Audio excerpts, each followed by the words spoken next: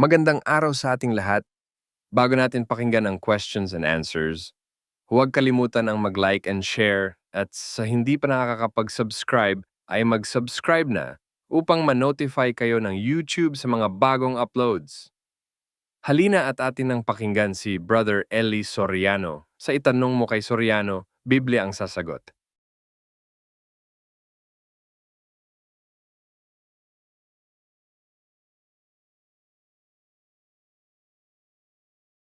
Tatanong ay isang miyembro ng INC. Siya po ay narito upang ibigay ang kanyang katanungan, kapatid ni Edith, kapatid na Daniel. Ito na po siya. Kapatid, ako po si Beryl Aquino. Totoo po si Kristo po ay tao? Yun lang po may tatanong ko po. Mga kapatid na Virgilio, totoo ba na si Kristo'y tao? Malaking kasinungalingan niya ang kapatid. Meron ba naman tao na nandun na bago pa magkamundo? Ang tao kinuha sa alabok ng lupa, doon ginawa ang tao. 2:7 ng Henesis.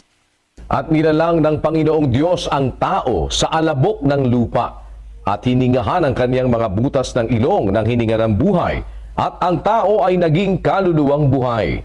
Saan ginawa ang tao? Sa alabok. Wala pang mundo, may Kristo na eh. 17:5-24, ulitin mo kapatid na Daniel. At ngayon, Ama, luwalhatiin mo ako sa iyo rin ng kaluwalhati ang aking tinamo sa iyo bago ang sanglibutan ay naging gayon. Ama, yaong mga ibinigay mo sa akin ay ibig ko kung saan ako naroroon, sila naman ay dumuong kasama ko upang makita nila ang kaluwalhatian ko na ibinigay mo sa akin sapagkat ako'y iyong inibig bago natatag ang sanglibutan. Tinan mo, inibig mo ako bago natatag ang sanlibutan. Bakit? Ipinanganak siya ng Ama eh. Bago pa niyari ng Diyos ang universo, ipinanganak ng Diyos ang anak. Basahin natin ang 1:4 ng Ebreo. Na naging lalong mabuti kaysa mga anghel, palibhasa'y nagmana ng lalong marilag na pangalan kaysa kanila. Sapagkat kanino nga sa mga anghel sinabi niya kailanman, ikaw ay aking anak, ikaw ay aking ipinanganak ngayon. At muli, ako'y magiging kanyang ama at siya'y magiging aking anak. Nagmana siya ng lalong mabuting pangalan kaysa mga anghel sapagkat sinabi niya, kanino nga sa mga anghel sinabi niya kailanman ikaw ay aking anak. Wala siyang anghel na pinagsabihan na ikaw ay aking anak. Ang pinagsabihan lang yon si Kristo. Ikaw ay aking anak, ikaw ay aking ipinanganak ngayon. Ako'y magiging kanyang ama at siya'y magiging aking anak. Kailan nangyari yan? Bago pa natatagan sa libutan. Paano naging tao yan? Si Kristo raw, taong pinag-uusig ng mga Hudyo, pinatay, pinako sa krus. Ang hindi nila naintindihan, nagkatawan tao. Ang pinatay, ang namatay yung katawan tao, hindi yung Kristo, hindi yung Berbo, hindi yung anak ng Diyos na Espiritu na ipinanganak bago magawa ang sanlibutan. Katunayan yan sa 10:5 ng Ebreo, kapatid na Daniel. Kaya't pagpasok niya sa sanglibutan ay sinasabi, hain at handog ay hindi mo ibig, ngunit isang katawan ang sa akin ay inihanda mo. Ngayon, nung pumasok siya sa sanlibutan, ibig sabihin, hindi siya rito nag-umpisa. Hindi si Kristo rito nag-umpisa sa sanlibutan. Ang sabi ng Biblia, pagpasok niya sa sanlibutan, may pinanggalingan siya bago siya pumasok sa sanlibutan. Pero pagpasok niya sa sanlibutan, isang katawan ang sa akin ay inihanda mo. Alin ba yung katawang inihanda ng Ama sa kanya? Yung ipinagbuntis ni Maria. Ano ang tawag doon? 1:14. At nagkatawang tao ang verbo. Ang verbo, nagkatawang tao. Yung katawan niyang tao, hindi siya. Nagkatawang tao siya. Ano yung sabihin ng nagkatawang tao? Hindi siya tao. Paano naman magiging tao pala siya? Nagkatawang tao. Bakit? Dati siyang espiritu na anak ng Diyos. Ang Diyos ay espiritu. Ang anak niya espiritu rin. Ang Diyos ay Diyos. Ang anak niya Diyos din. Ang anak ng kalabaw, kalabaw. Ang anak ng tao, tao. Ang anak ng Diyos, Diyos din. Dapat nating maintindihan yon. Ipinanganak siya ng Diyos. Wala pa ang sanlibutan, ipinanganak na siya. Pero nung dumating ang panahon, pumasok siya sa sanlibutan. Nung isinugo siya ng Ama, inihanda sa kanyang isang katawan. Pagpasok niya sa sanlibutan, isang katawan ang sa akin ay inihanda mo, sabi ng anak. Anong katunayang hindi siya dito nag-umpisa sa sanlibutan, pumasok lang siya rito. Basahin natin ang 6:38 ng Juan. Sapagkat bumaba akong mula sa langit, hindi upang gawin ko ang aking sariling kalooban, kundi ang kalooban ng nagsugo sa akin. Ang tao na nag-umpisa sa langit, masabi mong tao si Kristo. Sabi niya, bumaba ako mula sa langit. Sabi na nga, nagkatawan tao eh. E di hindi tao, saan galing? Bumaba ako mula sa langit. Tamo? Galing siya sa langit. Paano mo sasabihin, tao yan galing sa langit? Meron bang taong galing sa langit? Ang tao galing sa alabok. Teka siya. Sabi niya, tao siya. Nagkatawan tao nga eh. Ngayon, sasabihin nila, si Kristo'y tao. Bakit? Kasi isa lang ang Diyos. Isa lang daw ang Diyos. Paano mong nabilang ang Diyos? Paano mo nabilang? Tinan mo, ang bilang ng Biblia, iba sa bilang mo eh. Sa 10:30 ng Juan. Ako at ang Ama ay iisa. Ang iisang Diyos, meron kasamang ama at anak. Hindi pinopera mo yung anak eh. Sabi ni Kristo, ako at ang Ama ay iisa. Bakit? 1:18 ng Juan. Walang taong nakakita kailanman sa Diyos ang bugtong na anak na nasa sinapupunan ng Ama. Siya ang nagpakilala sa Kanya. Saan nag-umpisa yung anak? Nasa sinapupunan ng Ama. Nasa sinapupunan ng Ama yung anak. Mula sa sinapupunan ng Ama, ipinanganak ng Ama. Yung pastor sa Pampanga nakadiskusyon ko, ibig mo ba ikang sabihin, ang Diyos ay nanganganak? Sabi ko, tutol ka. Meron ba ikang lalaking nanganganak para makapanganak? Babae kailangan. Bakit yung araw nagbunga sa likod mo? Bungang araw. Tingnan mo, nagbunga yung araw, napakalayo. Yung Diyos pa na makapangyarihan sa lahat, hindi makapanganak. Tingnan ninyo maling paniniwala na pagka nanganganak ay kailangan babae. May lalaking nanganganak. Basahin natin si Luz ang pruweba. Ayan, the biology of seahorses, reproduction. The male seahorse, rather than the female, becomes pregnant.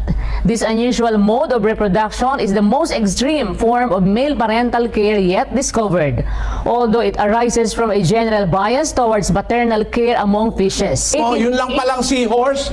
Yung seahorse pala, yung kabayong dagat na tinatawag, ang namubuntis, yung lalaki, siya nanganganak. Ang Diyos ay nanganganak. Makapangyarihan sa lahat yun, pwede mong hindi manganak yun. Basahin natin ang awit, 94:9. Siyang lumikha ng pakinig, hindi ba siya makakarinig?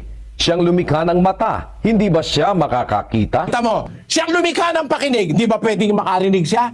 Tinan mo yung tao, nung maintindihan niya yung principle ng pag-hearing, nakagawa siya ng hearing aid eh. Nakagawa siya ng isang instrumentong nakakarinig. Yung tao, alin yon?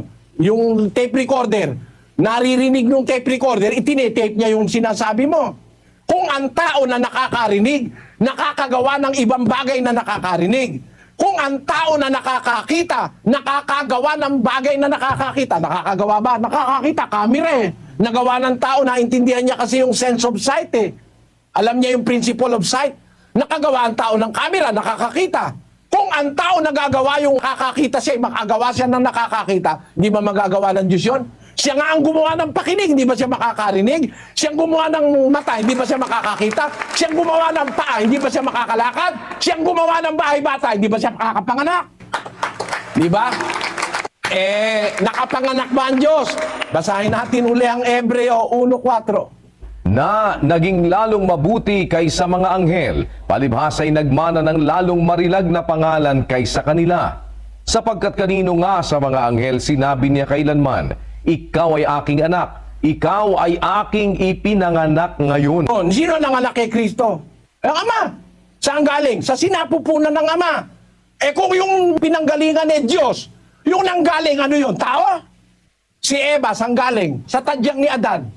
Di ba tao si Adan? Ano si Eva? Anghel? Hindi. Tao rin yun eh. Galing sa essence ni Adan si Eva eh. Kinuha ang isang tadyang, ginawang babae. Kaya kung paanong tao yung pinanggalingan, tao rin yung nanggaling. Si Kristo, sa umpisa, nasa sinapupunan ng Ama. Nasa bahagi ng katawan ng Ama. Ipinanganak ngayon ng Ama. Tao ba yun? Hindi. Alin ang tao? Yung ipinanganak ni Maria. Yun ang tao. Yung katawang inihanda nung nasa sanlibutan siya. Pero yung ipinanganak ng Diyos bago pa nilikha ang langit at lupa, hindi tao yon. Espiritu yon, anak ng Diyos yon. Yon ang tinatawag na berbo. Ang kahulugan ng berbo, pangalan yon. Hindi kasi tao hindi rin kasi nilalang si Kristo Ipinanganak siya ng Ama Yung berbo, pangalan yon na tumutukoy sa anak ng Diyos. Basahin natin ang 19:13 ng Apokalipsis. At siya'y nararamta ng damit na winisikan ng dugo, at ang kanyang pangalan ay tinatawag na ang Verbo ng Diyos. Yang may pangalan na berbo ng Diyos. Pangalan, ano? Ang kanyang pangalan, tinatawag ang berbo ng Diyos. Sino yung may pangalan na yan na berbo ng Diyos? Juan 1:1. Nang pasimula, siya ang Verbo, at ang Verbo ay sumasa Diyos, at ang Verbo ay Diyos. Maliwanag, Diyos pala yung berbo Kasi yung berbo, pangalan yon ng isang kalagayan na sa pasimula pa kasama na ng Diyos. Nang pasimula siya ang berbo ay sumasa Diyos, ang berbo ay Diyos. Yung berbo, pangalan yon ng isang kalagayan na tinatawag na anak ng Diyos. Hindi tao yon. Espiritu yon na ipinanganak ng Diyos bago pa nilalang ang sanlibutan. Kaya yung salita, totoo ba si Kristo'y tao? Hindi po totoo yon. Ang Kristo po'y anak ng Diyos, nagkatawan tao, was manifest in the flesh. Basahin natin sa English, napakaliwanag. 3:16. And without controversy, great is the mystery of godliness. God was manifest in the flesh, justified in the spirit, seen of angels, preached unto the Gentiles, believed on in the world, received up into glory. Without controversy, those that entertain controversy do not believe in what the Apostle Paul said. To set aside all controversy, we just have to accept the truth and the fact in the Bible. Without controversy, great is the mystery of godliness. God was manifest in the flesh. He is not flesh, hindi siya tao.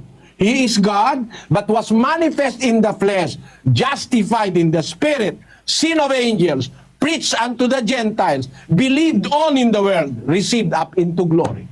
Amen. Yan ang Kristo ng Biblia. Yung tunay na Kristo, anak ng Diyos, Diyos yun. Hindi tao yun. Nagkatawan tao.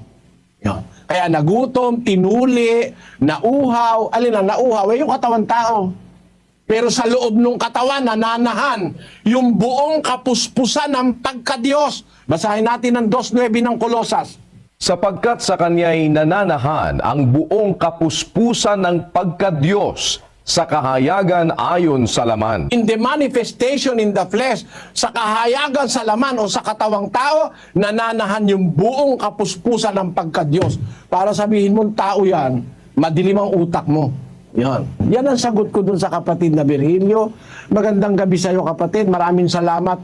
Marami akong gustong sabihin kaya lang wala akong panahon Salamat po sa iyo. Pagpalaing ka nawa ng Panginoon. Salamat. Magandang gabi, Kaeli. Itatanong ko lang po yung sa translation ng Gawa 20:28, ang Iglesia ng Cristo. Pag nagbabasa po ko ng Biblia, karamihan Iglesia ng Diyos. Alam mo kapatid, kaya nga ang ginagamit ninyo yung lamsa. Yung lamsa na hindi naman kasintibay ng mga Greek at Hebrew Bible. Alam naman natin ang maraming mga Biblia na mga original manuscripts were written in Greek and also written in Hebrew. Ang pinakamatatandang Biblia sa mundo ngayon were written mostly in Greek. Kagaya nung mga oldest manuscripts of the Bible, which is the Oxyrhynchus Papyrus, the Codex Sinaiticus, the Codex Vaticanus. Yan ay mga pangunahing mga Bibliang written in Greek. Ang mga Bibliang written in Greek, ang nakalagay, Church of God, which He hath purchased with His own blood. Ang sabi sa Tagalog, ingatan ninyo ang inyong sarili at ang buong kawan na sa kanila ginawa kayo ng Espiritu Santo na mga obispo upang pakanin ninyo ang iglesia ng Diyos na binili niya ng kanyang sariling dugo. Ang pilosopya dyan, wala naman kang dugo ang Diyos Kaya dapat dyan, iglesia ni Kristo dahil siya ang meron sariling dugo. No? Pamimilosopya yon. Kasi ang nakasulat, iglesia ng Diyos na binili niya. Ang tinutukoy nung niya, hindi ang Diyos. Ang tinutukoy yung bumili na si Kristo. Binili niya ng kanyang sariling dugo. Bakit binili niya ng kanyang sariling dugo ang iglesia ng Diyos? Kasi mahal ni Kristo ang iglesia. 5:23 ng Efeso, kapatid na Daniel. Sapagkat ang lalaki ay pangulo ng kanyang asawa, gaya naman ni Kristo na pangulo ng iglesia, na siya rin ang tagapagligtas ng katawan. Mga lalaki, ibigin ninyo ang inyong asawa, gaya naman ni Kristo na umibig sa iglesia at ibinigay ang kanyang sarili dahil sa kanya. Kung paano yung lalaki sa babae, inuutusan ng Diyos na umibig sa kanyang asawa, siya ang pangulo ng kanyang asawa, gano'n naman si Kristo, pangulo ng iglesia, na iniibig naman niya ang iglesia bilang kanyang asawa. Yung iglesia at si Kristo, kumakatawan sa mag-asawang espiritual na pinagsama ng Diyos. No? Basahin natin ang 5:30 ng Efeso. Sapagkat tayo ay mga sangkap ng kanyang katawan. Dahil dito'y iiwan ng lalaki ang kanyang ama at ina at makikisama sa kanyang asawa at ang dalawa ay magiging isang laman.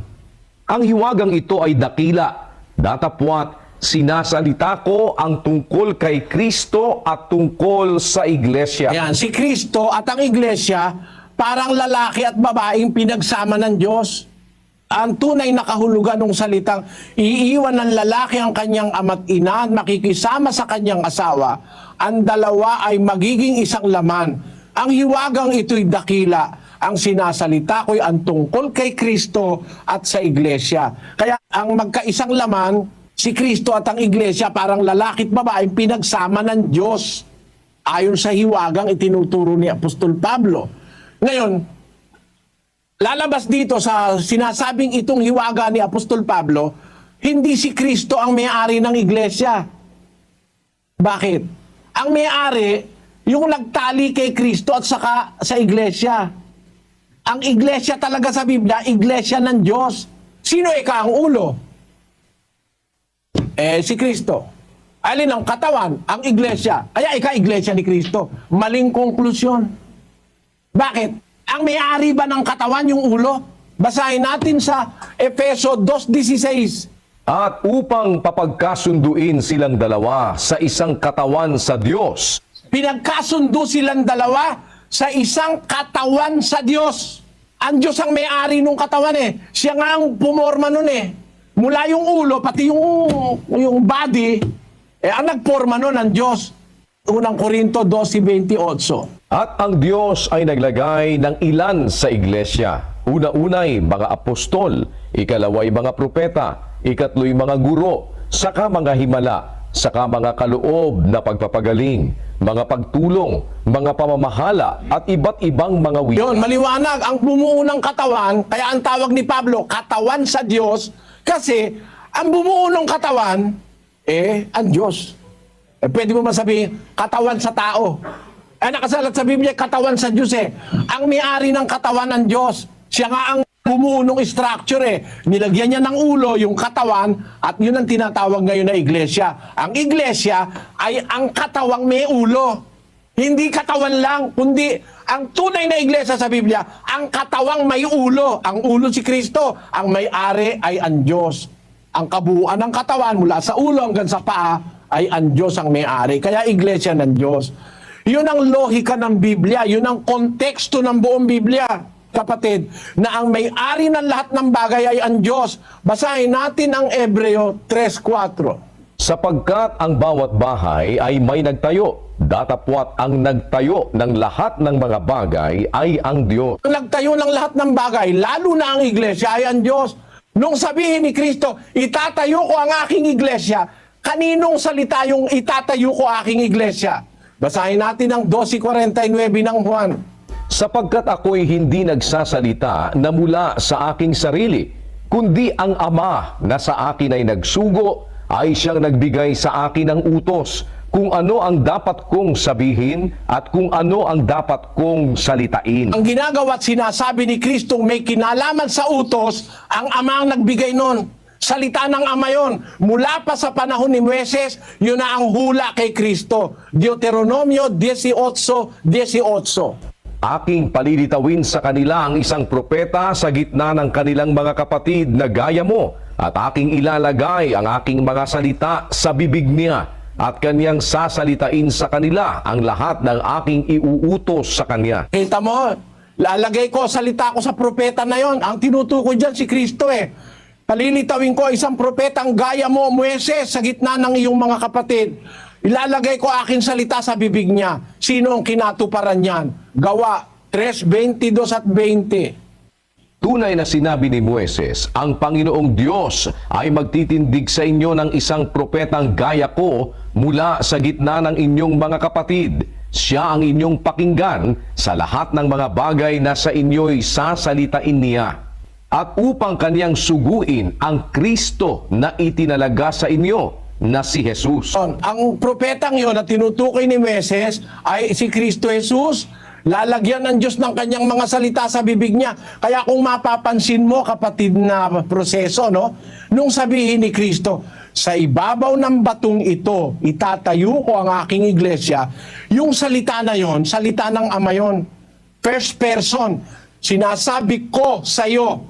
Yung first person na nagsasalita, sinasabi ko sa iyo. Pedro, second person si Pedro, na ikaw ay Pedro, sa ibabaw ng batong ito, third person na yon, itatayo ko ang aking iglesia. Salita ng Ama yon.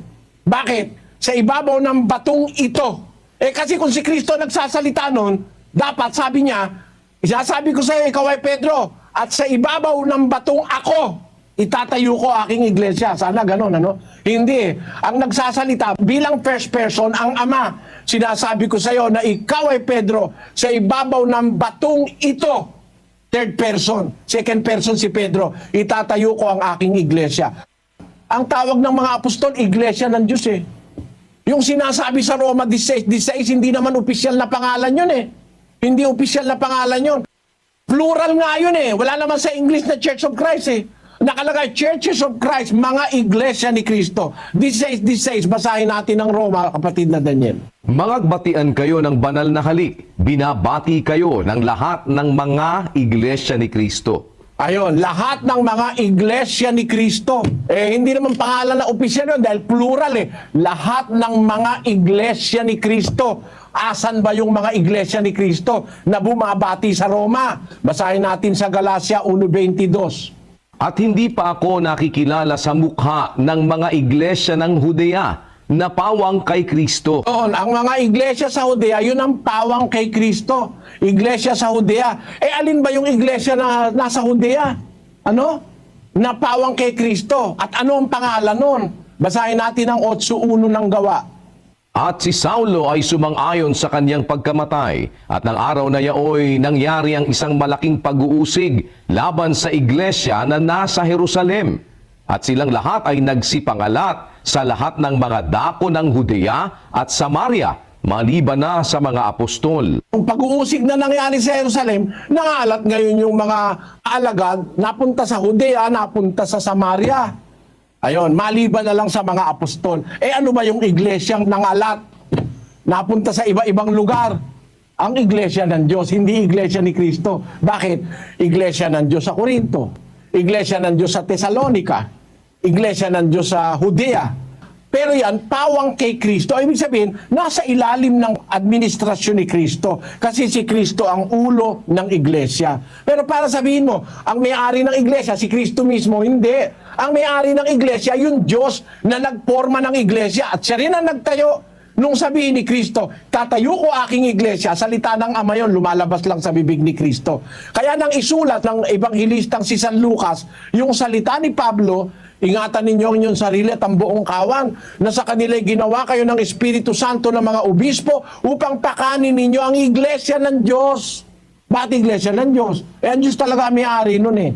Na binili ni Kristo ng kanyang sariling dugo. Yung salitang binili niya, hindi na tumutukoy sa Diyos yun. Ang tumutukoy na ron yung kay Kristo. Binili niya ng kanyang sariling dugo. Si Kristo naman talaga ang bumili ng dugo sa iglesia. Basahin natin ang Apokalipsis sa 5:9. At sila ay nangag-aawitan ng isang bagong awit na nagsasabi, ikaw ang karapat-dapat na kumuha ng aklat at magbukas ng mga tatak nito. sapagkat ikaw ay pinatay at binili mo sa Diyos ng iyong dugo ang mga tao sa bawat angkan at wika at bayan at bansa. Tamo, binili mo sa Diyos. Kanino mo binili? Sa Diyos. Kaya sa Diyos talaga yun Kaya nga iglesia ng Diyos, binili ni Kristo ng kanyang sariling dugo Kaya nga naging iglesia ni Kristo kasi binili na ni Kristo. Ay, mali ka ako, logic mo. Halimbawa, bumili ka ng talaba. Nung bilin mo ba ang tawag na Pedro? Ang tawag doon, talaba ni Pedro. Di ba? Di naman nababago ang pangalan nung binili mo Nalalagay lang yung pangalan mo. Halimbawa, bumili ka ng aparador. Anong tawag ngayon? Pedro na yung aparador? Hindi. Aparador ni Pedro. Kasi ikaw nga bumili O, di ba? Kaya sa Biblia, binili mo sa Diyos. Hindi iglesia ng Diyos. Binili niya ng kanyang sariling dugo. Napailalim ngayon sa pamamahala ni Kristo. Kaya ang iglesia ng Diyos, tinatawag sa Biblia, iglesia ng Diyos kay Kristo Jesus. No? Hindi iglesia ni Kristo. Basahin natin ang 2:14 ng unang Tesalonica. Sapagkat kayo mga kapatid ay nagsitulad sa mga iglesia ng Diyos na nasa Judea kay Kristo Jesus. So, iglesia ng Diyos pa rin, hindi iglesia ni Kristo. Iglesia ng Diyos na nasa Judea kay Kristo Jesus. Kasi yung mga iglesia ng Judea, pawang kay Kristo yon. Yung iglesia ng Judea na pawang kay Kristo ang bumabati sa mga taga-Roma ng banal na halik. Ano pangalan nun? Iglesia ng Diyos na pawang kay Kristo. Iglesia ng Diyos nasa Judea kay Kristo Jesus. Hindi nawawala yung pangalang Iglesia ng Diyos. Sana intindihan mo kapatid na proseso, Inalulungkot ko lang na wala tayong maraming masyadong oras para liwanagin ko sa iyo ang maraming bagay tungkol dito. At inaanyayahan din po kita sa ating mass indoctrination. Makinig po kayo ng doktrina, pagkumparahin nyo lang. Sana loobin ng Diyos kapatid na proseso, maintindihan mo ang ibig kong sabihin. At sana samahan ka po ng Panginoon. Magandang gabi sa iyo, kapatid. Ang request niya ay wag na po siyang ipakita at natatakot daw siya sa kanyang mga kasamahan. Si Peter Lim po ang magtatanong sa atin. Magandang gabi po sa inyo, kapatid na Peter. Tuloy po kayo sa atin pong sa atin pong Bible exposition. At ano po ang inyong katanungan? Magandang gabi po at saka umaga dyan sa Brazil. Dati po akong Iglesia ni Cristo. Nakatapos na po ako ng indoctrination. Kung loloobin po ng Diyos, kahit itong Oktubre po, ibabautismo na po ako. Ang katanungan ko lang po kasi po, hindi ko po kasi matanggap, bagamat ipinagpapasalamat ko na itiniwalag ako sa iglesia na napagbintangan lang ako. Ang hindi ko lang po matanggap. At bagamat salamat, tiniwalag nila ako at nagkaroon po ako ng pagkakataon makinig kay Brother Eli na sinasampalatayanan ko na lahat ng turo, napakinggan ko, napakasarap. At sana nga lahat ng mga kaiglesia ko magising ng kaisipan at huwag matakot. Kasi po nung ako'y tiniwalag na hindi ko namang kasalanan, idinamay po, tiniwalag yung mga anak ko. Ang tanong ko po, Brother Eli po, Brother Daniel, salamat po sa pagkakataon ito. Tama po ba yung pati mga bata, pati buong pamilya? Ang alam ko po sa Ezekiel 18:20, nakalagay kung sinong may kasalanan. Bagamat hindi ko po, wala naman po akong kasalanan. Siguro nakapag-comment lang po siguro ako siguro 5 years ago sa pagtatayo ng arena sa Pilipinas. Isang kapatid nagtanong sa akin, anong point of view ko? Sabi ko, hindi maganda kasi magiging business lang yan. Di magtayo na lang ng mga kapilya. Na-chismis ako sa ministro. Pinagtulungan na ako. Lumalaban daw ako. Yung po, pagtatanong, paglaban. Sa inyo nga po, ang dami nagtatanong, di kayo nagagalit Sa iglesia, magtanong ka. Either na barilin ka o sabihin na masama ka, lumalaban ka. Meron po ba sa Biblia? Kasi sabi po ng ministro, meron. Wag mong yan, isikil na yan. Meron. Na kailangan itiwalag kayo lahat. Hindi ko ba sa demonyong turo na pati mga bata na sumasampalataya, masisigla, titiwalag nila. Ganun ho kasi uso sa iglesia ngayon Pag nakainitan ng isang kapatid, tiwalag ang buong pamilya. Kay lolo, kay lola mo, itiwalag. Walang awa. Yun lang po ang tanong ko po. Sa demonyo po bang turo yun? Kasi hindi po matanggap eh. Bagamat ipinagpapasalamat ko po, tiniwalag nila ako. Ang pinagdaramdam ko lang yung mga anak ko, natakot nang umanib sa iglesia. Sa mga iglesia. Pakiwari ng mga anak ko, malulupit ang iglesia. Ang mga reliyon, malulupit. Yun lang po. Pakipaliwanag lang po kung tama yung ginawa nila o turo ba ng Biblia yun o turo ng demonyo yung ginagawa nila. Yun lang po. Brother Eli, Brother Daniel, salamat po. Salamat sa Diyos din, kapatid na Peter. Alam mo, unang-una, wala naman tama sa iglesia ni Manalo eh. Naniniwala po. Mula sa pangalan, sa doktrina, sa sobre, Santa Cena, wala naman tama dyan eh. No? Actually, halimbawa, kalahati tama. Mali pa rin eh. Alam mo kung bakit mali. Basahin natin ang Ecclesiastes 10:1. Ang mga patay na langaw ay nagpapabaho sa ungguwento ng manggagawa ng pabango. Gayon, ang munting kamangmangan ay sumisira ng karunungan at karangalan. Ayun. Yung konting patay na langaw, kung gusto mo mag-imbestiga ka, kapatid na Peter, meron ka isang pabango, isang bote, humuli ka ng mga 7 hanggang 10 langaw. Huwag marami. 7-10 langaw. Lagay mo dun sa bote ng pabango. Iwan mo ron ng ilang panahon. Dadating araw, ang baho ng pabango mo. No. Sabi ng Biblia, yung patay na langaw, nagpapabaho ng ungwento ng manggagawa ng pabango. Gayon ang munting kamangmangan, sumisira yun ng karunungan at karangalan. Pagka nasumpungan ng munting kamangmangan sa isang samahan, null and void na lahat na mali napakaraing mali Unang-una may mga aral, hindi nila matanggap. Ayaw nga nilang imbestigahan Bakit ang ginagamit lamsa, mga iglesia ni Kristo, binili ng dugo.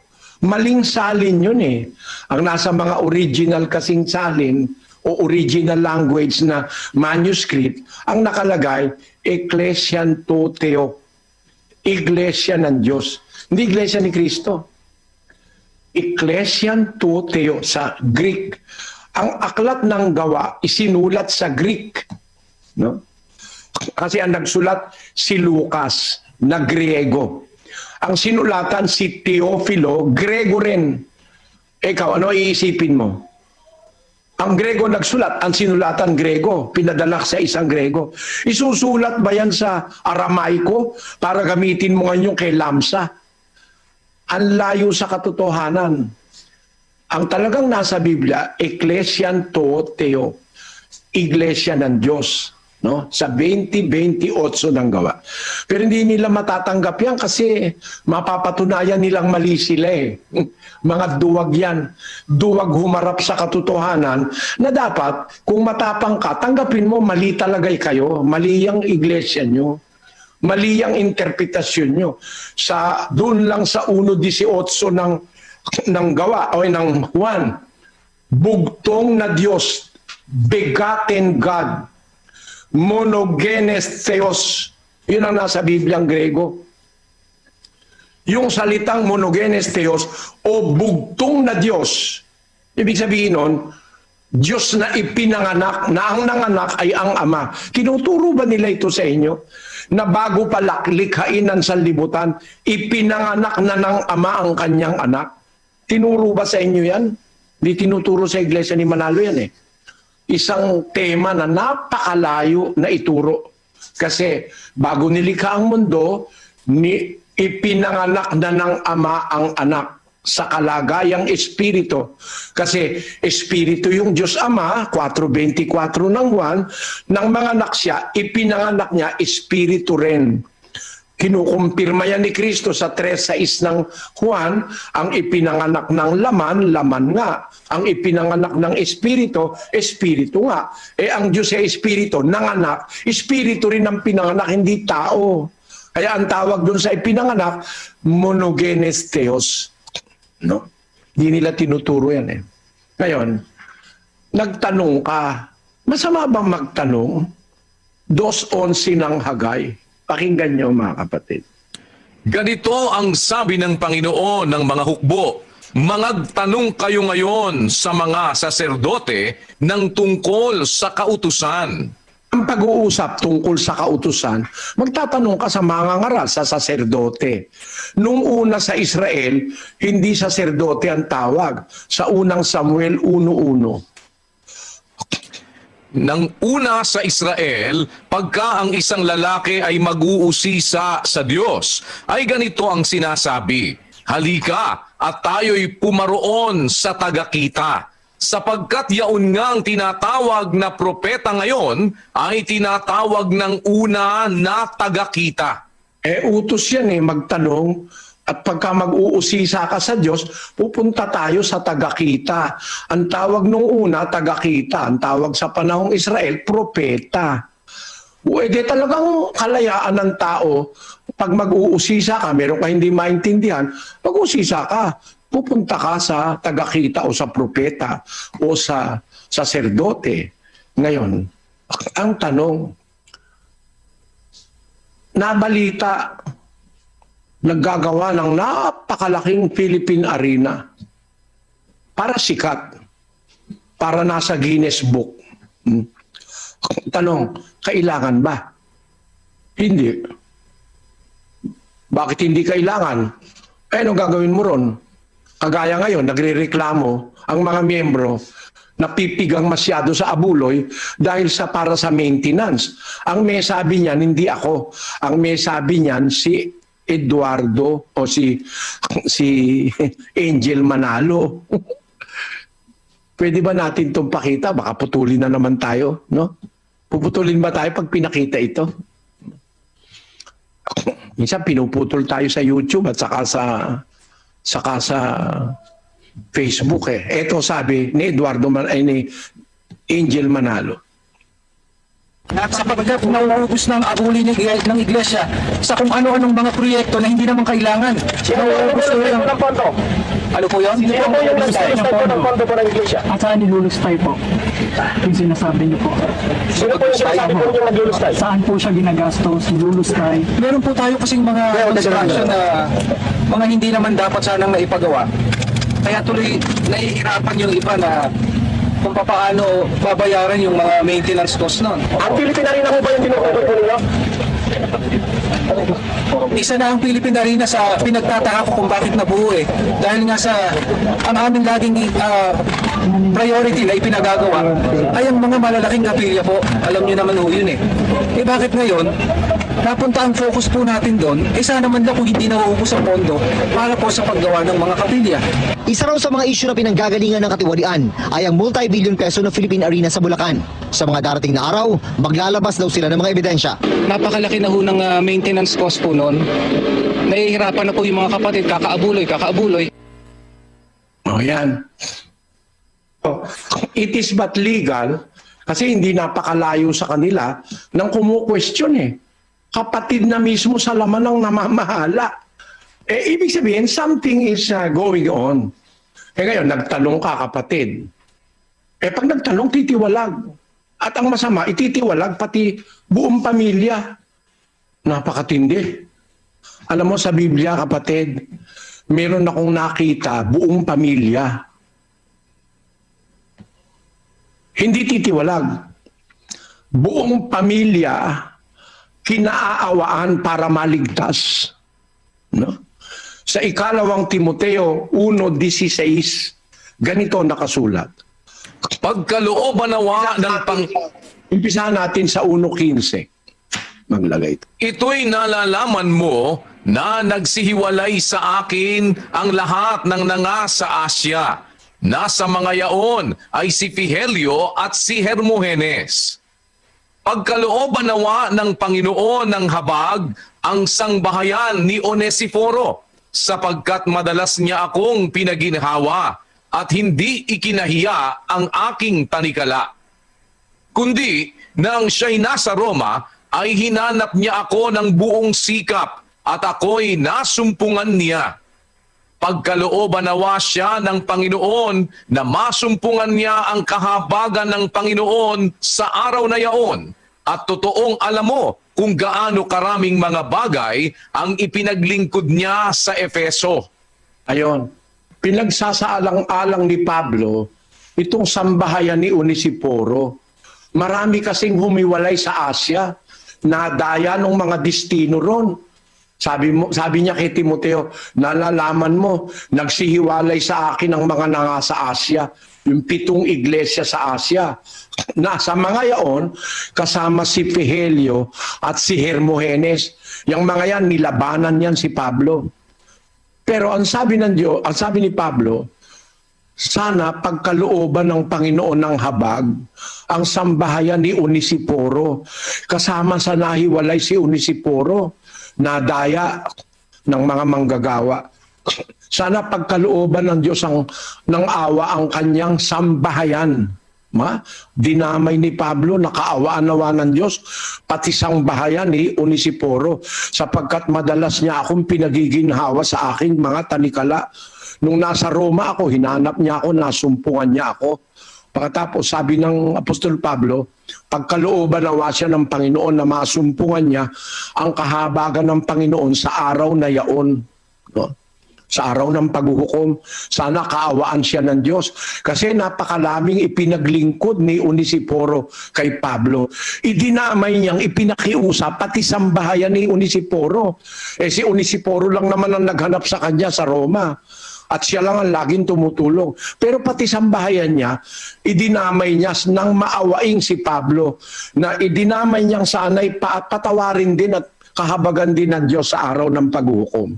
Yan ang diwa ng mangangaral na sa Diyos, kapatid na Peter. Isa pa, pakinggan mo naganap na pangyayari. Nung si Pedro makatakas sa bilangguan, ipapapatay siya ni Herodes nanalangin ng buong iglesia. Isang anghel ng Diyos ang pumasok sa bilangguan. Basahin natin ang 12:5 ng Gawa. Kaya nga't si Pedro ay iningatan sa bilangguan. Datapwat ang iglesia ay maningas na dumalangin sa Diyos patungkol sa kanya. At nang siya'y malapit ng ilabas ni Herodes, nang gabi ring yaon ay natutulog si Pedro sa gitna ng 2 kawal na nagagapos ng 2 tanikala. At ang mga bantay sa harap ng pintuan ay nangagbabantay ng bilangguan. At narito, tumayo sa tabi niya ang isang anghel ng Panginoon at lumiwanag ang isang ilaw sa silid na kulungan. At tinapik si Pedro sa tagiliran at siya'y ginising na sinasabi, magbangon kang madali, at nangalaglag ang kaniyang mga tanikala sa kaniyang mga kamay. At sinabi sa kanya ng anghel, magbigkis ka at itali mo ang iyong mga pangyapak. At gayon ang ginawa niya.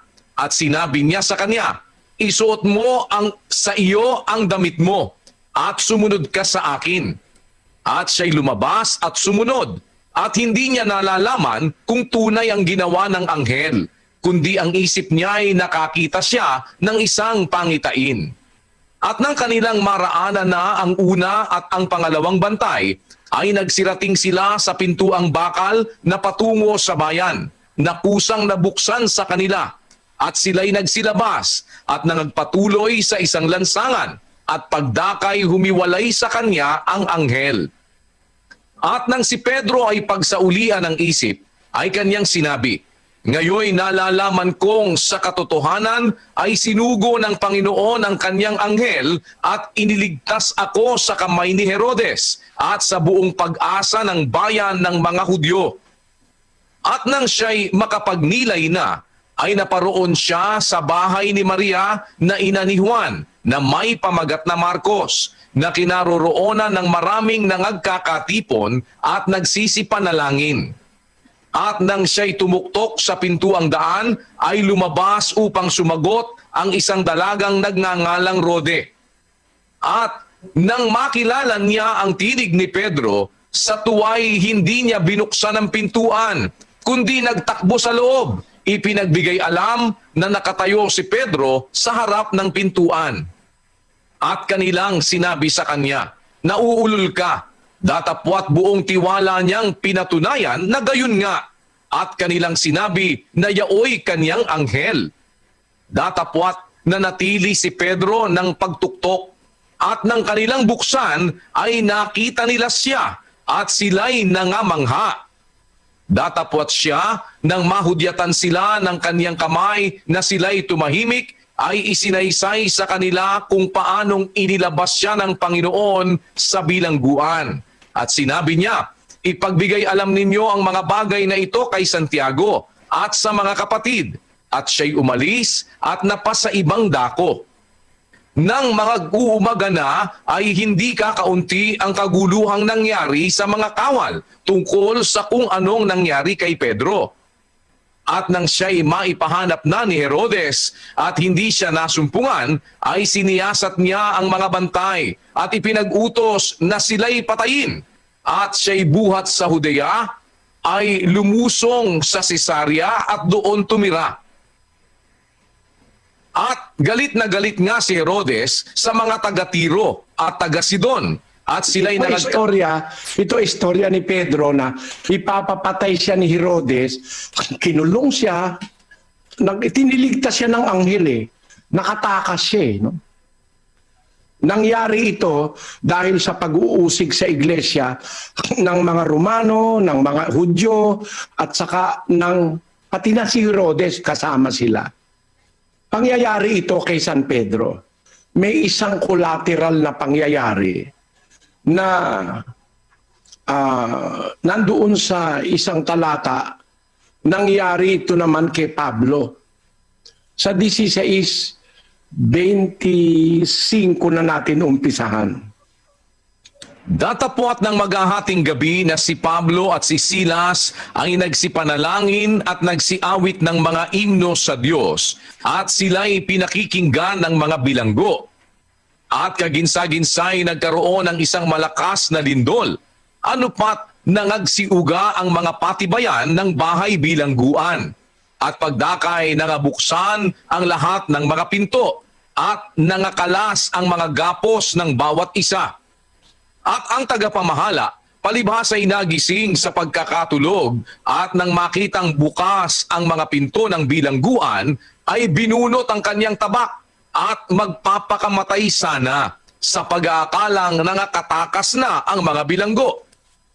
Datapwat sumigaw si Pablo ng malakas na tinig na sinasabi, huwag mong saktan ang iyong sarili sapagkat nangaririto kaming lahat. At siya'y humingi ng mga ilaw at tumakbo sa loob, at nanginginig sa takot ay nagpatira pa sa harapan ni Pablo at ni Silas. At sila'y inilabas at sinabi, mga Ginoo, ano ang kinakailangan kong gawin upang maligtas? At kanilang... Ito isang istorya naman, gaya rin nung nangyari kay Pedro, binilanggo naman si Pablo. Pero nung gabi na yon, nanalangin si Pablo, saka yung kasamahan niya, at saka umawit sila ng himno. Kasama niya si Silas na kabilanggo. Lumindol yung patibayan, yung pundasyon ng bahay bilangguan na uga, nabuksan ang mga pinto, tapos nakalas ang mga gapos ng mga apostol, ni Apostol Pablo at ng ibang mga bilanggo. Yung tagapamahala nung bilangguan, nagising. Nakita niya, bukas lahat ng pinto. Akala niya, nakatakas lahat ng bilanggo. Ginawa nung tagapamahala ng bilangguan, yun sanang kanyang tabake binunot, magpapakamatay. Nakita ni Pablo, hoy, huwag ka magpakamatay, sabi ni Pablo. Narito kaming lahat, huwag mo saktan ang sarili mo. Sa takot nung tagapamahala ng bilangguan, natakot ng matindi, nagpatira pa sa harapan ni Pablo at saka ni Silas at nagtanong, mga Ginoo, anong gagawin ko para ako maligtas? Anong kinakailangan kong gawin para maligtas? Alam mo ang sagot ni Pablo, kapatid? Ang sabi ni Pablo, basahin mo kapatid na Daniel. At kanilang sinabi, manampalataya ka sa Panginoong Hesus at maliligtas ka, ikaw at ang iyong sangbahayan. Ino mo yung diwa na yun, na gustong maligtas yung tagapamahala ng bilangguan, nang sumagot ang apostol na totoong apostol, manampalataya ka sa Panginoong Hesus, maliligtas ka ikaw at ang iyong sambahayan. Kita mo, idinadamay ang sambahayan kahit wala roon. Ibig sabihin, yung mangangaral na sa Diyos, may pagmamalasakit sa iyo, pati sa sambahayan mo, na kung pwedeng maligtas kayo lahat, yun ang kanyang diwa. Aba, sa inyo naman, ititiwalag ka, pati sambahayan mo na hindi naman nagkasala sa kanila. Ang tanong mo sa akin, turo po ba ng demonyo yon? Eksakto ang sabi mo, kapatid na Peter. Kasi yung diwa ng Diyos na nasa mangangaral ng Diyos, si Pablo sabi niya, sana maligtas si Onesiporo kasi nahiwalay si Onesiporo Maaari nung panahon na mabalitaan niya, patay na si Onesiporo. Maaari wala na si Onesiporo noon. Pero sana kahabagan ni ikasya ng Diyos pati ang kanyang sambahayan. Gayon din naman, kung sinabi niya doon sa bilangguan na magpapakamatay na sana, wag, sabi niya. Nagtanong, anong gagawin ko para maligtas ako? Sumampalataya ka sa Panginoong Hesus. At maliligtas ka ikaw at ang iyong sambahayan. Yan ang diwa ng Diyos. May malasakit dun sa tao na maligtas, pati yung sambahayan. Sa inyong iglesia, pag ititiwalag ka, pati sambahayan mo ititiwalag. Sigurado ako, diwa ng demonyo yung kalupitan na yan, kapatid na Peter. Sana naunawaan mo yung sagot sa tanong mo. Opo, marami pong salamat at nananawagan nga po ako sa mga dati kong, dahil hindi na po ako iglesia ni Cristo. At kung may awa po ang Diyos, iglesia na po ako sa iglesia na po ako ng Diyos. Sa Oktubre po, papabutism na po. Ang akin lang pong panawagan sa aking mga kapatid na halos lahat mula na sa magulang ko, nasa iglesia ni Cristo. Sana po, kung nakikinig kayo, kaawaan sana tayo ng Diyos na mawala na kayo sa reliyon na yan dahil uubusin tayong pagtititiwalag niyan. Hindi tayo pwedeng magtanong. Pag nagalit sila, titiwalag ka. Pag nagtanong ka, pagka sasabihin, may doubt ka, sana po, marami po kasi akong kamag-anak puro iglesia. Sana po, kung may awa ang Diyos, sa pakiusap po nga sa kanila, huwag makinig dito kay Sandoval na binabawalang lahat na makinig sa inyo. Kahit isang beses lang, mga kamag-anak ko, makinig kayo para mabuksan yung isip nyo. At mawala kayo dyan sa bulaan reliyon na yan na hindi totoo. Salamat po, Brother Daniel, Brother Eli. Aakayin ko po kung pipilitin ko, sama nyo kami sa panalangin na mawala kami dyan sa ganyang pagtuturo ng demonyo dahil wala po, ngayon po na nagising ako at nakapakinig ako sa inyo, naliwanagan po ako, nabuksan ako na talagang puro talagang kasamaan ng tinuturo, puro kayabangan. Salamat po ng marami. Una po sa Diyos at sa inyo po, Brother Daniel at Brother Eli, sa pagkasangkapan sa inyo. Marami pong salamat. Salamat sa inyo, salamat sa Diyos, kapatid na Peter. Kasama nyo kami sa pananalangin. Araw at gabi, panalangin namin yan, kaawaan ng ating mga kaaway sa pananampalataya. Sana kaawaan ng Diyos pati yung buong sambahayan mo, kapatid. At yung iba pang kamag-anak, talagang napakalalim ng pagkakadaya sa mga tao dyan sa iglesia na yan. Hindi ako naniniwalang sa Diyos yan. Kahit yan lang ang iglesyang matira sa ibabaw ng lupa, hindi ako aanib dyan. Alam ko, mauunawaan ako ng Diyos. Hindi ako anib dyan. Kung ako, hindi ako anib dyan. Ano yan itinataguyod ng kasinungalingan yan 10 milyon daw sila. Hindi totoo yun. Meron akong ulat ng ministro Naging ministro siya Ayun, hanggang ngayon, hindi makalitaw yung ministro, nagtatago. Malaki gastos ko ron Bakit? Kasi talagang alam ko, pagka lumitaw yun, baka kung anong mangyari doon sa ministro. Siya ang nagbigay sa akin ng mga inside information. Pati mga record, mga tape, mga dokumento, na talagang nabubuhay kayo sa kasinungalingan. Maawa kayo sa mga miyembro nyo. Yun. awa ng Panginoon, pati asawa niya, kasama na niya, kaya lang nagtatago sila. Alam nila kasi ang mangyayari. Kasi hanawa kayong lahat ng Diyos, mga kapatid dyan na nakakaunawa at nabubuksan ng isip. Salamat kapatid na. Bye-bye. Salamat po. Salamat sa Diyos, kapatid na Peter Lim. Tuloy lang po kayo ng inyong Isa pong magtatanong sa inyo po ay si Alberto Buway Jr. Isang Iglesia ni Cristo at 31 years old po siya. Taga Burol 2nd, Balagtas, Bulacan. Isang under indoctrination na po siya, kapatid na Daniel, kapatid na Eli. Ito na po siya. Magandang gabi po, Brad Eli. Nagpapasalamat po ako sa Diyos at payapa po akong nakadating po sa lugar na to para makapagtanong po sa inyo. Ako po ay handog po sa Iglesia ni Cristo. Bale, ako lang po yung Iglesia ni Cristo na hindi po naniniwala na ang Panginoong Hesus po ay likas pong tao sa kalagayan. Gusto ko lang pong i-prove na tama po yung aking palagay na hindi po talaga siya tao dahil naguguluhan po kasi marami po kasing talatang ginagamit ang INC na nagpapatunay na si Jesus Christ po ay tao. So, meron din po akong mga talatang narinig na hindi po talaga siya tao. So, nagpapasalamat po ako sa Diyos, binigyan po ako ng pangunawa tungkol po sa bagay na ito. Gusto ko po ma-prove lang po dahil kayo lang po ang kapagbibigay po sa akin ng magandang sagot po sa bagay na to. Naguguluhan po kasi ko. Ang totoo kapatid, kung ikaw ay marunong mag-ugat-ugat, ang Biblia kasi nagtuturo ng mga ugat-ugat, mga origins, mga beginnings.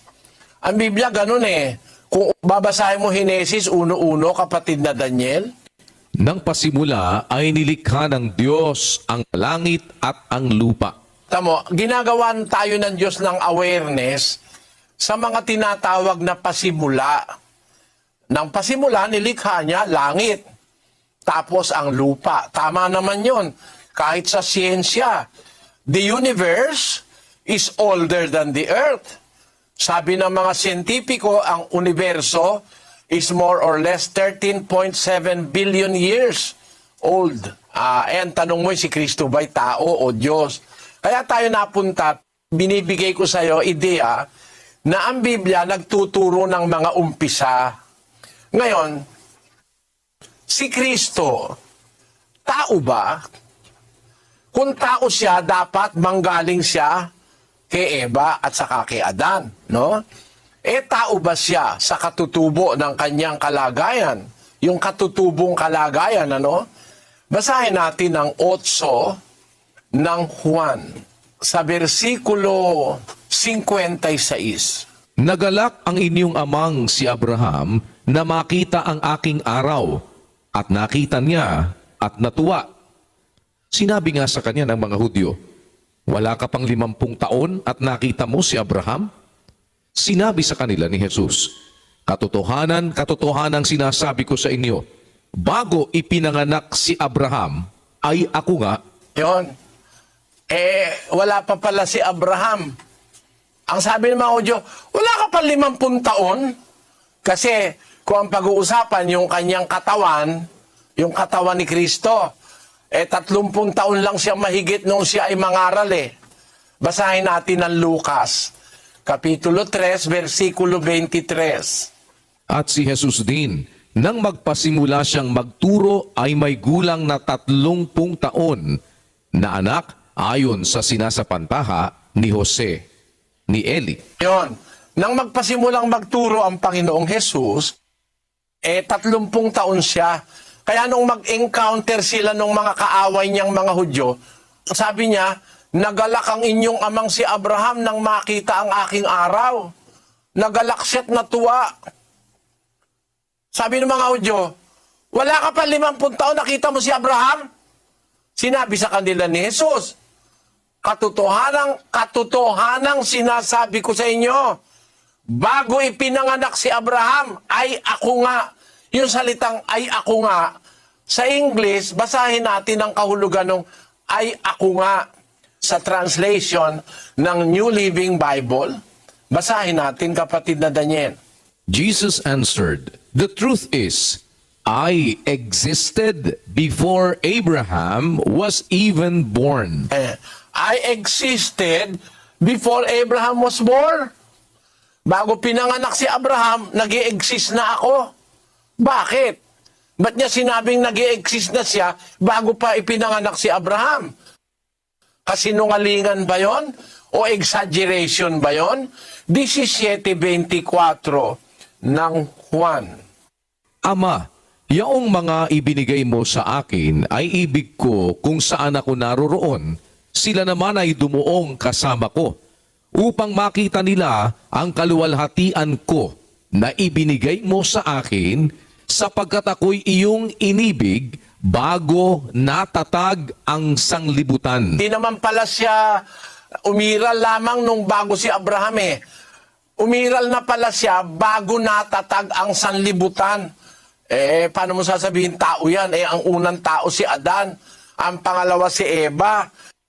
Paano mo nasasabihin tao ngayon yan? Umiral siya bago pa nagkasanlibutan. Wala pang tao. Ang tao kasi nilalang sa alabok ng lupa. Wala pa lupa, wala pang planet Earth. Wala pang sanlibutan, ando na siya Ipinanganak na siya ng Ama.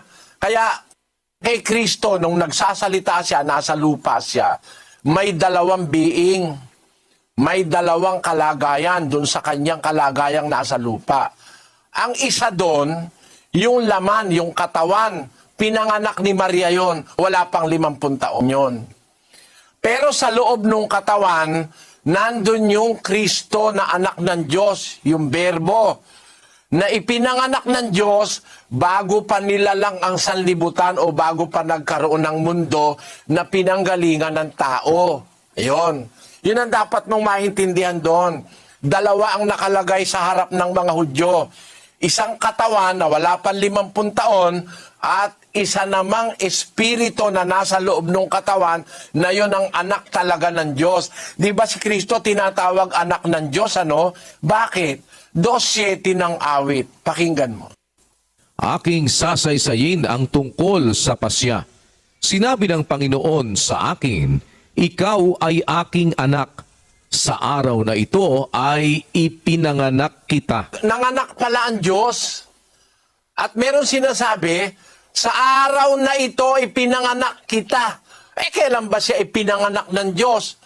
Yung araw na siya ipinanganak, kailan yun? 17:5 ng Juan. At ngayon, Ama, luwalhatiin mo ako sa iyo rin ng kaluwalhatiang aking tinamo sa iyo bago ang sanglibutan ay naging gayon. Ayun, bago ang sanlibutan naging gayon, ipinanganak na siya ng Diyos. Alam mo ba kapatid yung prinsipyo niyan? Doon sa 3 ng Juan, Kapitulo 3, versikulo 6, basahin natin kapatid na Daniel. Ang ipinanganak ng laman ay laman nga, at ang ipinanganak ng espiritu ay espiritu nga. Maliwanag yan, ano? Ang Diyos ay espiritu, ang Ama. Di ba? Alam mo yon? Ang Diyos ay espiritu, walang laman, walang buto. Tama ba yon? Ang Diyos ay espiritu, walang laman, walang buto. Tama. Nasa Biblia yun Ngayon, yung Diyos na espiritu, nanganak yun. Pinanganak niya. Ang sabi ni Kristo, ang ipinanganak ng laman, laman nga. Ang ipinanganak ng espiritu ay espiritu nga. So yung Diyos na espiritu, nanganak. Ang ipinanganak niya, ang anak niya, espiritu rin. Natural yun. Ang anak ng kabayo, kabayo. Ang anak ng kalabaw, kalabaw. Ang anak ng espiritu, espiritu rin. Ang Ama ay espiritu. Nanganak siya. Kailan siya nanganak? Bago ang sanlibutan ay natatag. Di nanganak na siya in the spirit world. At ang kanyang anak, yung nga ang Panginoong Hesukristo. Ngayon, yung Panginoong Hesukristo na anak ng Diyos na espiritu, nung kailangang suguin sa lupa, nagkaroon ng katawang tao. Yung katawang tao na yon, yun ngayon ang ipinaglihi ni Maria. Dapat maintindihan mo yon. Yung katawan tao ang ipinaglihi ni Maria. Hindi yung anak ng Diyos ang pinaglihi ni Maria. Dahil wala pa si Maria ng anak ng Diyos. Ipinanganak na niya yung kanyang anak na espiritu rin kagaya niya. Siyempre, ang pinanganak ng laman, laman. Ang pinanganak ng espiritu, espiritu. Yung amang espiritu ng anak, espiritu yung anak niya. Nung kailangan suguin sa lupa para mapakinggan siya ng mga tao, naghanda ang Diyos ng katawan ng tao para doon tumahan yung kanyang anak na espiritu. Basahin natin ang Hebreo 10:5. Kaya't pagpasok niya sa sanglibutan ay sinasabi, hain at handog ay hindi mo ibig, ngunit isang katawan ang sa akin ay inihanda mo. Yun, pagpasok niya nung anak ng Diyos, pagpasok niya sa sanlibutan, bakit pumasok siya sa sanlibutan? Hindi naman kasi siya taga rito eh. Hindi siya dito nag-umpisa sa sanlibutan. Hindi nag-umpisa yung anak ng Diyos sa sanlibutan. Kaya, nung pumasok siya sa sanlibutan, ay sinasabi, hain at handog ay hindi mo ibig, ngunit isang katawan ang sa akin ay inihanda mo. Bakit? Yung katawan na yon ang ihahandog niya sa Diyos. Yung katawan na yon ang ihahandog niya sa krus. Yung katawan na yon, yun ang gagamitin niya sa pangangaral para marinig siya ng tao. Yung katawan na yon ang ipinanganak ni Maria. Yun yung tinuli. Yun ding katawan na yon ang nagutom, nauhaw, napagod, at finally, namatay. Pero yung nasa loob ng katawan, abay, espiritu yon. Yun yung anak ng Diyos na wala pang mundo, ipinanganak na ng Diyos.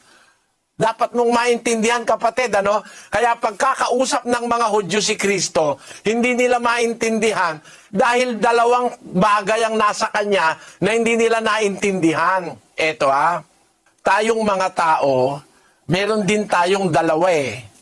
Para maintindihan mo, lalagay ko sa atin. Sa'yo, sa akin, tayong lahat. Meron din tayong dalawa sa atin eh.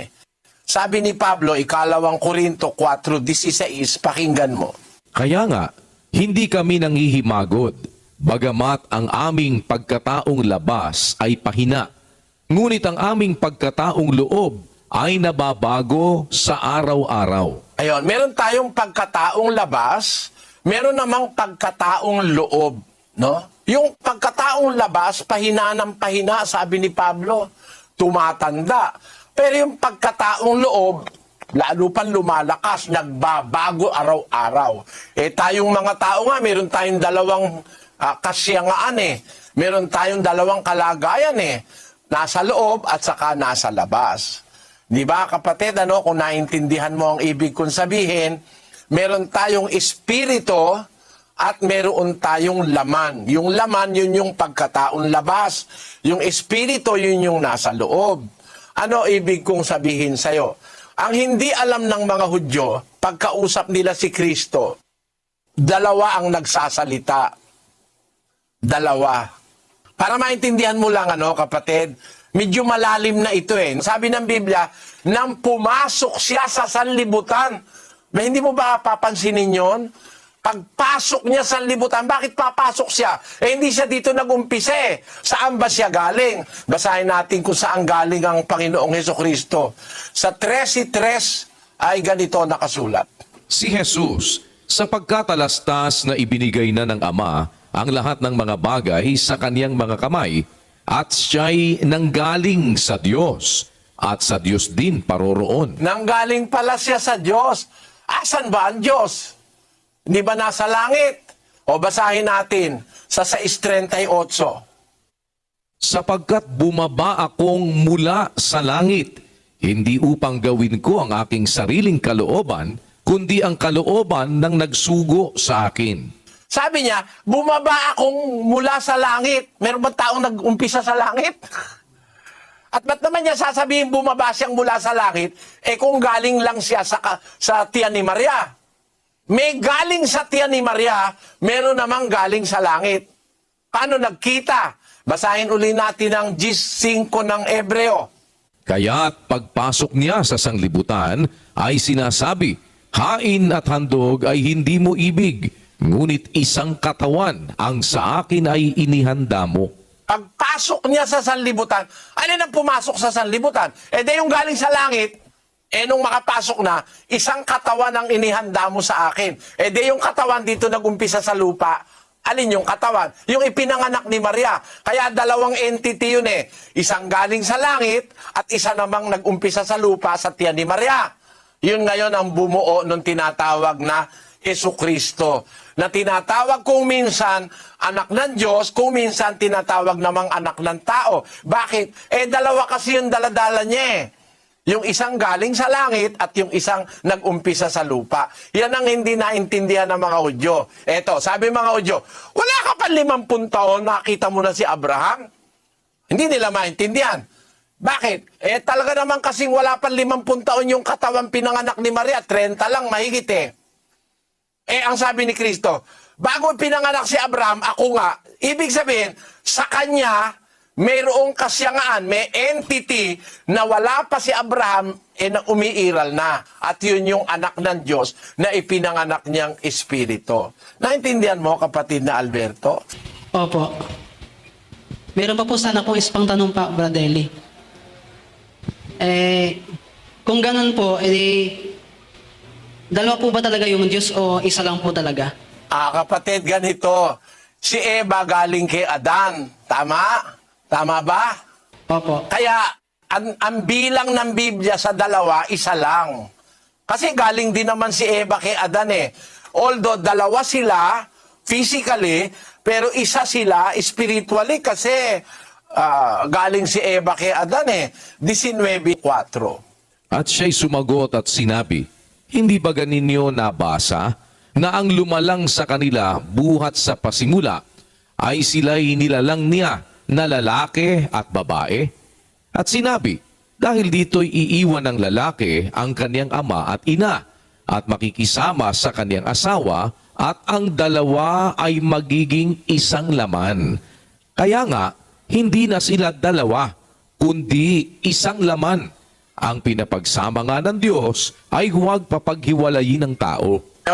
Yung dalawa, isa lang yun eh, si Eva at si Adan eh. Dalawa physically, pero isa lang yun. Bakit? Kasi galing si Eva kay Adan. Ganon din naman si Kristo. Sa Juan 1:18, ganito nakasulat.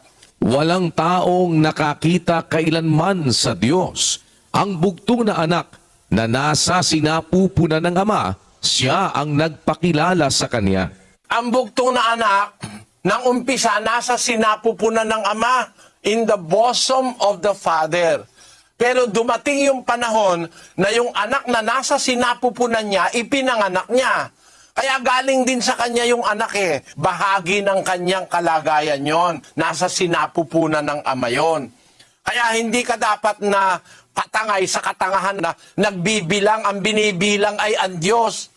Huwag mong bilangin ang Diyos. Walang bilang yun, infinite yun eh. Hindi ka pwedeng mag-subtract at saka magdagdag o mag-addition sa infinite. Pakita ko sa iyo 1 infinity plus 1 infinity is 1 infinity. Isang walang hanggan at isa pang walang hanggan, walang hanggan pareho yon. Hindi mo pwedeng bilangin yung walang hanggan. God is infinite. Tayong mga tao, finite tayo. Kaya mo nabibilang eh. Pero yung infinity, hindi mo pwedeng bilangin yon. Paano mo bibilangin yung infinity, yung walang hanggan? Pwede mo ba sabihin, isang walang hanggan at saka isa pang walang hanggan? Pag walang hanggan talaga yun. Paano mong di-divide sa dalawa walang hanggan yun? You cannot say 1 infinity plus 1 infinity. Infinity nga yun. How will you divide it? How will you quantify it? Are you going to quantify something that is infinite? Lalagyan mo ba ng bilang ang isang bagay na walang hanggan? Hindi dapat ganon. Kaya yung ama at anak, parehong walang hanggan yun eh.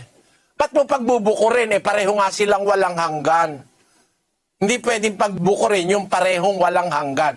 Pwede mong ibukod yung may hanggan sa walang hanggan. Pero yung walang hanggan at walang hanggan, paano pagbubukurin? Isa lang yun.